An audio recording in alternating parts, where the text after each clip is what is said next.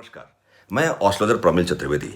मित्रों, इस जीवन की व्यवस्था में आप कितने धन कमाएंगे, क्या कहती है आपकी जन्म कुंडली, आपकी जन्म पत्रिका, अपने स्वयं की जन्म पत्रिका के तहत आप कैसे इसको सुंदर तरीके से परिलक्षित कर सकते हैं कि आप कितने धन कमाएंगे। मित्रों, जहां धन की बात आती है तो जो जो रिसोर्स ऑफ इनकम का जो भाव 11वें भाव के रूप में चरितार्थ करती है, अर्थात आपके आय के स्रोत की व्यवस्था, उस सुंदर व्यवस्था को चरितार्थ आपके जन्म कुंडली में एकादश भाव करती है। वहीं धन के संग्रहण की उस व्यवस्था को जो दूसरा भाव माना गया है, कुटुंब कुल खानदान का भाव माना गया है, धन के भाव के रूप में चरितार्थ करती है।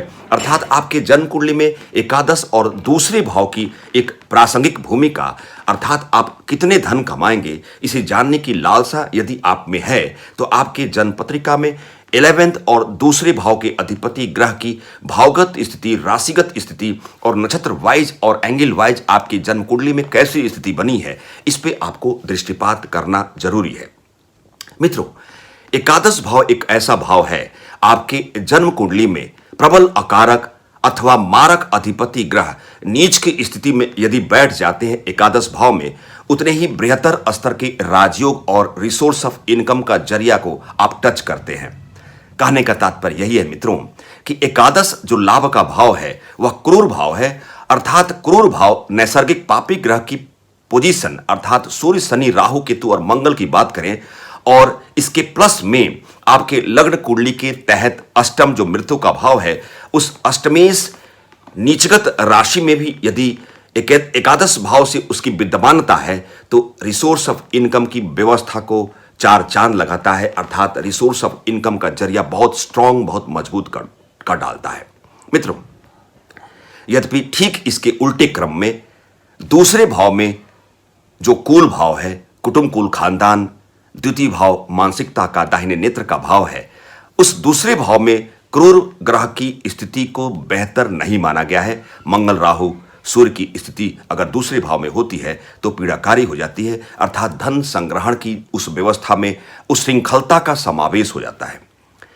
मित्रों, कुछ नियम, कुछ सिद्धांत का जो बिल्कुल जनरल स्तर के हैं, सामान्य स्तर के हैं, जो मैं आपको समझाने के प्रयास में एक चार्ट के माध्यम से आपको समझाने का बेहतर प्रयास करूंगा। अर्थात आपकी जन्म पत्रिका में आप कितने धन कमाएंगे, इसे आप सुंदर तरीके से स्वयं आप उसे परिलक्षित कर सकते हैं। मित्रों, जन्म कुंडली में चतुर्थ केंद्र का पहला, चौथा, सप्तम और दसम भाव है। वहीं पंचम और नवम भाव को मूल त्रिकोण भाव माना गया है। यदि आपके लाभ का अधिपति ग्रह की भावगत स्थिति केंद्र में हो, पहले, चौथे, सप्तम, दसम भाव में हो, या पंचम, नवम भाव जहां भाग्य भाव को परिलक्षित करती है, पंचम मूल त्रिकोण अहम भाव है, आपके मानसिकता के भाव को भी इंडिकेट करती है। यदि लाभ का अधिपति ग्रह चारों केंद्र में किसी भाव में विराजमान हो या पंचम, नवम भाव में स्थित हो तो बहुत सुंदर है। अर्थात विशिष्ट प्रकार का एक रिसोर्स ऑफ इनकम का जरिया आपके एज होल लाइफ बनने रहने की उस व्यवस्था में आपको एंट्री कराती है। ठीक इसके डायरेक्टली प्रोपोर्शनल में दूसरा भाव जो धन का भाव है, जिसमें आपके कुटुंब कुल खानदान के उस वरासत के तहत भी आपकी धन की प्राप्ति कैसे होनी है, आप स्वयं अपने परिश्रम और अपने व्यक्तित्व के सापेक्ष कितना धन का संग्रहण करते हैं, अर्थात दूसरे भाव में शुभकारी ग्रह की अच्छी व्यवस्था बनी हो और इसके साथ जो धन का अधिपति जो प्लैनेट है उस ग्रह की भावगत स्थिति बहुत सुंदर हो। मित्रों, कुछ सिद्धांत हैं। प्रथमतः मैं पहले सिद्धांत की बात करूंगा, भावात भवाम सिद्धांत। अर्थात आप कितने धन कमाएंगे इसे संज्ञान में लेने के लिए आपको प्रथमतः एकादश और दूसरे भाव की व्यवस्था को देखनी होगी। अर्थात तात्पर्य यही है मित्रों कि एकादश भाव का अधिपति ग्रह उसी प्रकार दूसरे भाव का अधिपति ग्रह अपने भाव से कहां है। सपोज दैट फॉर एग्जाम्पल मैं आपको एक चार्ट के माध्यम से समझाने का प्रयास करूंगा। मेष लग्न की कुंडली है, एकादश लाभ का भाव यहां 11 अंक है, अर्थात शनि की राशि है कुंभ राशि। वहीं दूसरा भाव शुक्र की राशि वृषभ राशि है। अपने भाव का शनि अपने भाव से केंद्र में हो, चौथे हो, सप्तम हो, दसम हो, या स्वयं अपने राशि का लग्न में ही विराजमान हो, ठीक उसी प्रकार धन का अधिपति धनेश शुक्र अपने भाव में ही हो या अपने से चौथे भाव में, पंचम भाव में हो। इस प्रकार अगर केंद्रगत रिलेशन या पंचम नवम का भावात भावाम सिद्धांत का आरोपण करता है तो धन की व्यवस्था बहुत ही सुंदर होती है। दूसरा सिद्धांत है मित्रों कि दूसरे भाव में जहां क्रूर भाव की स्थिति न हो, अर्थात राहु, सूर्य और मंगल की स्थिति का प्रबल रूप से अभाव हो, जो धन का भाव है, ठीक इसके विपरीत क्रम में एकादश भाव का संपर्क क्रूर भाव से बनता हो, यहां तक कि मृत्यु भाव का अधिपति ग्रह वे नीच की व्यवस्था में शत्रु राशि में हो जाए, शत्रु क्षेत्री हो जाए, तो धन धान की परिपूर्णता के साथ आप बहुत धन कमाएंगे, ऐसा इंडिकेशन की प्राप्ति होने लगती है।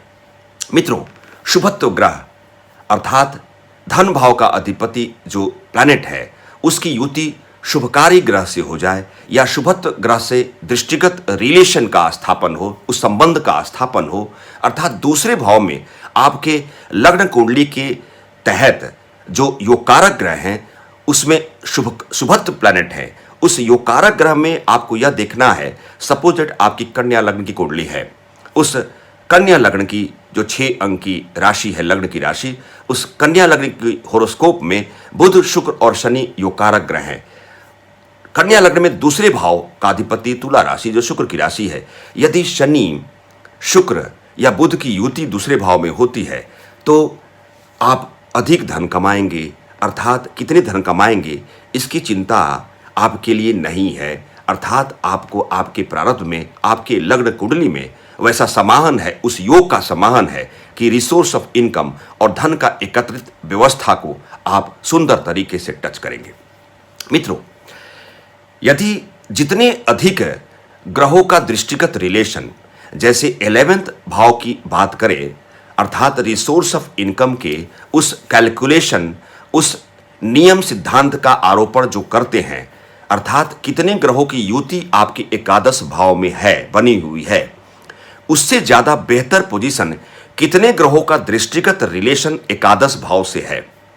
मित्रों ध्यान दें, सपोज दैट आपकी लग्न कुंडली की एकादश जो लाभ का भाव है, यदि 3 ग्रहों की युति है तो उतना ही बेहतर है।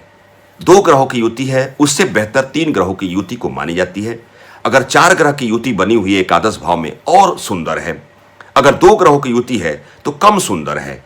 यदि सिंगल कोई प्लैनेट है तो उस ग्रह का जो चारित्रिक विशेषताएं, जो प्रकृति स्वभाव, उसका जो क्षेत्र है लाइफ में, उससे आप रिसोर्स ऑफ इनकम का जरिया आप बनाने लगते हैं। लेकिन मित्रों, जितने ग्रहों की युति है 11वें लाभ के भाव में, उससे बेहतर है कि कितने ग्रहों का दृष्टिगत रिलेशन आपके एकादश लाभ के भाव पर है, अर्थात अधिक मात्रा में धन तभी कमाएंगे जब 3 या 4 या 5 ग्रहों का दृष्टिगत रिलेशन आपके लाभ एकादश भाव से बनी हुई हो, प्लस कितने ग्रहों की युति बनी हो। तात्पर्य है मित्रों कि लाभ का अधिपति ग्रह की भावगत स्थिति बेहतर है, परंतु किसी ग्रह का दृष्टिगत रिलेशन या युति आपके एकादश भाव में नहीं है तो धन कमाने की उस लालसा में समस्या आती है, रिसोर्स ऑफ इनकम में स्थिरता का अभाव आने लगता है। आपके जन्म कुंडली में ही एकादश भाव की उस सुंदर व्यवस्था को आप सुंदर तरीके से चरितार्थ कर सकते हैं। अगले पड़ाव में सिद्धांत के रूप में एकादश जो लाभ भाव का अधिपति प्लैनेट है, उसकी पोजीशन दूसरे भाव में हो जाए और दूसरा जो धन का अधिपति ग्रह है धनेश, वह आपका एकादश भाव में स्थान परिवर्तन करता हो तो एक्सेस अकूत धन कमाने का सुंदर योग बनता है। इसके अलावा भी लाभ का अधिपति, एकादश भाव का अधिपति लग्नस्थ हो जाए और धन का अधिपति भी लग्नस्थ लग्न में विराजमान हो जाए तो एक्सेस वेल्थ कमाने का सुंदर योग बनता है। तात्पर्य है मित्रों, धन का अधिपति और लाभ का अधिपति इन दोनों ग्रहों की युति चारों केंद्र में हो जाए, पंचम या नवम मूल त्रिकोण भाव में हो जाए तो अकूत धन कमाने का सुंदर योग, अर्थात अधिक धन कमाने का, अर्जित करने का सुंदर योग बनता है। मित्रों, आपकी कुंडली में धन के संदर्भ में अगर आप विचार करेंगे तो मेरी बात समझने की चेष्टा में अचल संपदा का कारक मंगल है, वहीं चल संपदा, करेंसी, पैसा, रुपया का कारक शुक्र है। भौतिकतावाद, भोग विलासता के तहत चल करेंसी जिसे शुक्र रिप्रेजेंट करती है, वहीं धन धान की परिपूर्णता में अचल संपदा, जमीन जायदाद, भूमि, वाहन, मकान, यह सब जो रियल इस्टेट है, यह मंगल वेरीफाई करता है।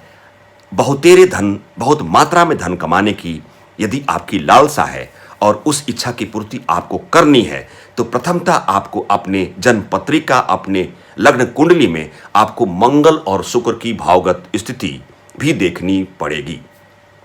किसी न किसी प्रकार से मंगल और शुक्र का पीड़ित होना अच्छा नहीं है। मंगल शुक्र अस्त ना हो, निस्तेज ना हो सूर्य से, मंगल शुक्र नीच की राशि में ना हो, और नीच की राशि में हो तो नीच भंग राजयोग बन जाए।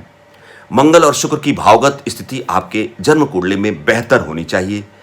यदि मंगल और शुक्र की भावगत स्थिति बहुत सुंदर है और एकादश और धन भाव का अधिपति ग्रह की व्यवस्था बहुत सुंदर है, इसके साथ कितने ग्रहों की युति एकादश भाव में है, कितने क्रूर ग्रहों की युति या दृष्टिगत रिलेशन एकादश भाव में है, कितने शुभकारी ग्रह की युति या दृष्टिगत रिलेशन द्वितीय भाव से है, साथ में धनेश और लाभेश की भावगत स्थिति कैसी है। मित्रों, यदि हर सिद्धांत उस नियम को आप टच कर रहे हैं, फुलफिल कर रहे हैं, तो अकूत धनवान है। मित्रों, चंद्रमा और मंगल, अर्थात चंद्रमा जहां मन का कारकत्व व्यवस्था को संचालित करते हैं, वही मंगल अचल संपदा, शक्ति संपन्नता का कारक है। मंगल बेहतर है तो जीवन में मांगलिक कार्य करना है। अपने कुल खानदान की उस व्यवस्था को आप आगे बढ़ाने वाले हैं। कुल दीपक योग के रूप में आप उस कुल खानदान में पैदा हुए हैं। चंद्रमा मंगल परस्पर केंद्र में हो, अथवा चंद्रमा मंगल की युति हो, अथवा चंद्रमा मंगल परस्पर 180 डिग्री पे हो, तो इसे महालक्ष्मी धन योग कहा गया है, चंद्र मंगल योग कहा गया है। मित्रों, चारों केंद्र के अधिपति या पंचम और नवम भाव के अधिपति का रिलेशन यदि दूसरे या एकादश लाभ भाव से बनता है तो बहुत ही सुंदर अकूत धनवान बनने का योग बनता है। मित्रों, इस सिद्धांत विनियम या नियम की बात जो मैं कर रहा हूं, इसमें छठा भाव जो शत्रु रोग व्याधि ऋण का भाव है, अष्टम भाव जो मृत्यु का भाव है, इन दोनों भाव का अधिपति ग्रह की जो युति हो या स्वयं अकेला होते हुए दूसरे भाव में इसका संपर्क या उस स्थान विशेष दूसरे भाव में उसकी भावगत स्थिति नहीं होनी चाहिए। ठीक इसके विपरीत यदि मृत्यु भाव, अष्टम भाव, रहस्य का भाव का अधिपति ग्रह का योग, उसकी भावगत स्थिति एकादश लाभ भाव से बनती है तो अकुत धनवान बनने का योग बनता है। 12वां भाव मित्रों विदेश का भाव, व्यय का भाव, हानि का भाव, द्वादशेश अर्थात द्वादश भाव का अधिपति ग्रह का रिलेशन दूसरे धन भाव से या एकादश भाव से नहीं होना चाहिए। इस सिद्धांत पे आपको विशेष ध्यान देना होगा। आप बहुत धन कमाने वाले हैं, आप कितने धन कमाएंगे, इस लालसा, इस लक्ष्य को अगर भेदना चाहते हैं, फुलफिल या परिपूर्ण करना चाहते हैं, तो आपके जन्म कुंडली के द्वादश भाव का अधिपति ग्रह की भावगत स्थिति दूसरे या एकादश भाव से मित्रों नहीं होना चाहिए। मित्रों, आपकी जन्म कुंडली बहुत सारी विषय क्षेत्र पर चर्चा करती है, व्याख्यायित करती है, काल पुरुष के रूप में एक परिणाम देती है। आपको समझने की आवश्यकता है, आपको जानने की आवश्यकता है। सामान्य स्तर के उस कैलकुलेशन को आप बेहतर तरीके से समझ सकते हैं। मित्रों, यदि आपको मेरा यह वक्तव्य पसंद आता है तो मेरे इस चैनल को सब्सक्राइब करें, लाइक करें और शेयर करें। मित्रों, इस छोटे से वक्तव्य शैली के साथ मैं एस्ट्रोलॉजर प्रमिल चतुर्वेदी, नमस्कार।